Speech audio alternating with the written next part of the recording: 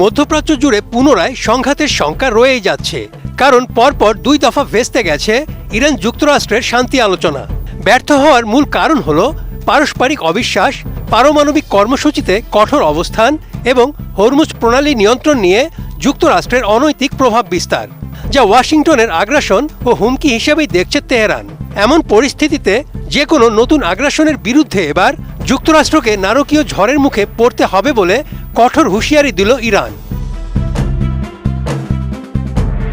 26 April ইরানের সরকারি সংবাদ সংস্থা ইরনায় প্রকাশিত এক বিবৃতিতে যুক্তরাষ্ট্রের বিরুদ্ধে আইআরজিসি কঠোর হুঁশিয়ারি দিয়ে বলেছে, শত্রুপক্ষ কোনো ধরনের ভুল হিসাব নিকাশ করলে বা নতুন করে আগ্রাসন চালানোর চেষ্টা করলে প্রত্যাশার চেয়েও ভয়াবহ পাল্টা জবাব দেওয়া হবে।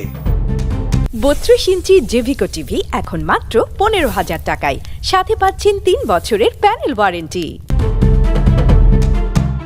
বিবৃতিতে আইআরজিসি নিজেদের অবস্থান পরিষ্কার করে বলেছে, ইরানের সশস্ত্র বাহিনীর বর্তমান শক্তিশালী ও বুদ্ধিদীপ্ত নীরবতা কোনোভাবেই দুর্বলতা নয়, বরং এই সংযম যে কোনো মুহূর্তে নারকীয় ঝড়ে রূপ নিতে পারে।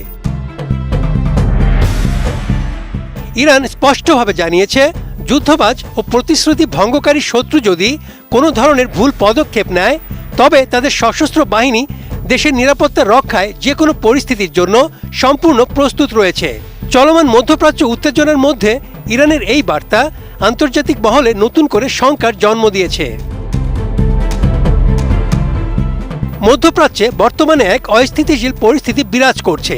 একদিকে দেশগুলোর মধ্যে কূটনৈতিক টানাপোড়েন, অন্যদিকে নিরাপত্তা ঝুঁকি নিয়ে উদ্বেগ বাড়ছে।